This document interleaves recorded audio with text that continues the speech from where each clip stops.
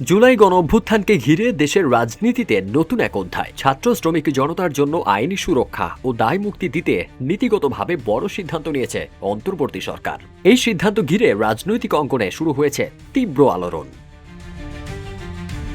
৫ জানুয়ারি স্বরাষ্ট্র মন্ত্রণালয়ে অনুষ্ঠিত আইন শৃঙ্খলা সংক্রান্ত উপদেষ্টা পরিষদ কমিটির বৈঠকে এই নীতিগত সিদ্ধান্ত চূড়ান্ত হয়।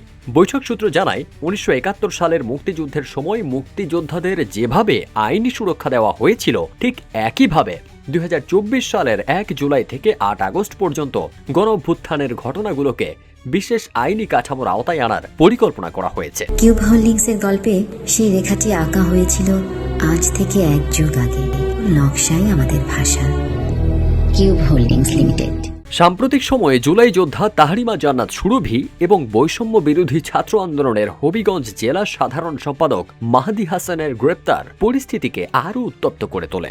এরই মধ্যে ৪ জানুয়ারি বৈষম্য বিরোধী ছাত্র আন্দোলনের পক্ষ থেকে ২৪ ঘন্টার আলটিমেটাম দিয়ে দায় মুক্তি অধ্যাদেশ সহ ৩ দফা দাবি উত্থাপন করা হয়। সরকারের উপর চাপ বাড়তে থাকায় বিষয়টি সর্বোচ্চ গুরুত্ব দিয়ে আইনি পর্যালোচনায় নেওয়া হয়।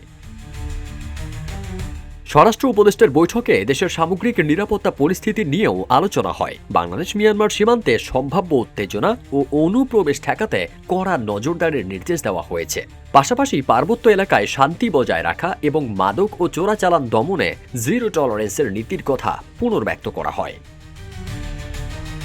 স্বরাষ্ট্র মন্ত্রণালয় সূত্র জানিয়েছে, জুলাই গণঅভ্যুত্থানের সঙ্গে সংশ্লিষ্ট ব্যক্তিদের মামলা ও গ্রেপ্তার না করতে ২০২৪ সালের ১৪ অক্টোবর একটি বিবৃতি দিয়েছিল স্বরাষ্ট্র মন্ত্রণালয়। তখন বলা হয়েছিল, গণঅভ্যুত্থানকে সাফল্যমণ্ডিত করতে ছাত্র জনতা সক্রিয়ভাবে আন্দোলনের মাঠে থেকে কাজ করেছে। এছাড়া গত বছরের ৫ আগস্ট জারি করা জুলাই ঘোষণাপত্রে বলা হয়, বাংলাদেশের জনগণ জুলাই গণঅভ্যুত্থানের সকল শহীদদের জাতীয় বীর হিসেবে ঘোষণা করে শহীদদের পরিবার, আহত যোদ্ধা এবং আন্দোলনকারী ছাত্র জনতাকে প্রয়োজনীয় সকল আইনি সুরক্ষা দেওয়ার অভিপ্রায় ব্যক্ত করছে।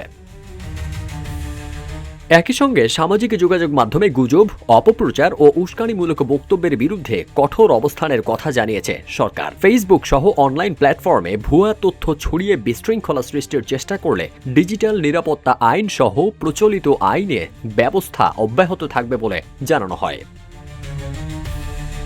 ফারদিন সানি, রূপালী বাংলাদেশ।